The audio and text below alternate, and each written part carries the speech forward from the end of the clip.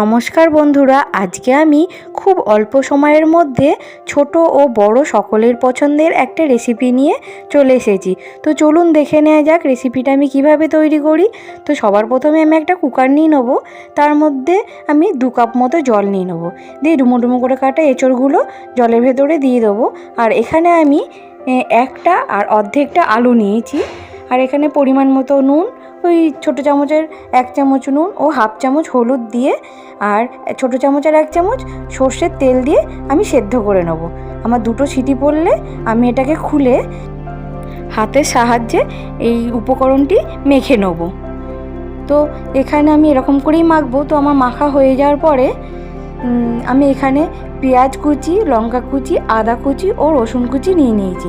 এখানে বড় সাইজের একটা পেঁয়াজ, 4টে কাঁচা লঙ্কা ও হাফ চামচ আদা কুচি ও 1 চামচ রসুন কুচি এখানে আমি ব্যবহার করেছি।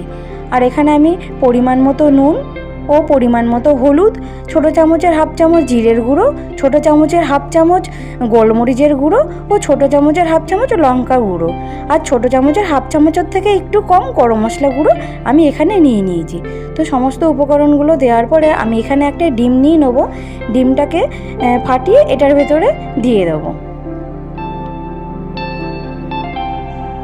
এবার এখানে আমি 1 কাপের হাফ কাপ বেসন নিয়ে আমি এই উপকরণটি ভালো করে হাতের সাহায্যেই মেখে নেব।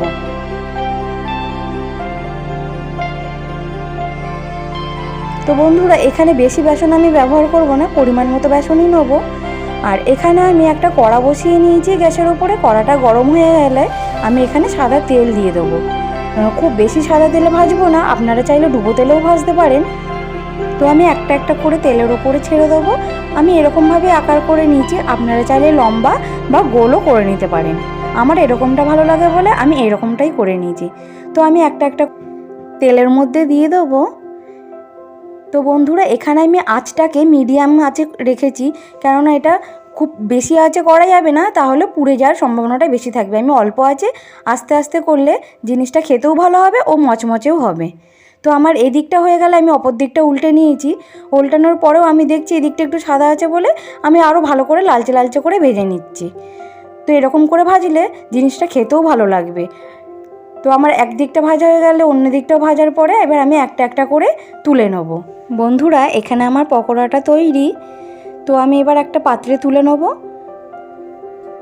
আপনাদের যদি এই পকোড়াটা ভালো লাগে অবশ্যই করে একটা লাইক ও সাবস্ক্রাইব করে পাশে থাকবেন, কমেন্ট করে জানাবেন রান্নাটি কেমন হয়েছে। এই পকোড়াটি ছোট বড় সকলেই পছন্দ করবে, যারা এঁচড় পছন্দ করে না তাদের জন্য একদম পারফেক্ট রেসিপি।